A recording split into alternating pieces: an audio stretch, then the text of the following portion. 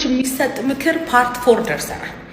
ትንንሹን ነገር ማድነቅ ልመዱ። እስቲ ማድነቅ ልመዱ፣ አካብት።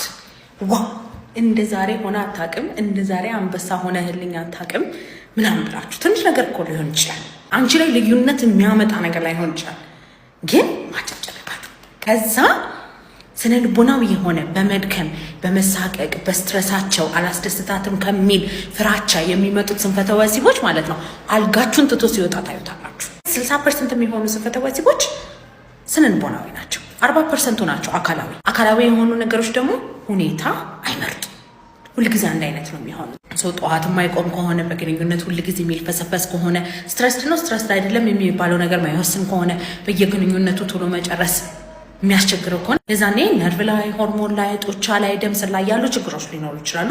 መታችሁ መታከም ትችላላችሁ። በማንኛውም ስንፈተ ወሲብ መታከም ከፈለጋችሁ ባዮ ላይ ባለው ስልክ ቁጥር ደውላችሁ ቀጠሮ ማስያዝ ትችላላችሁ።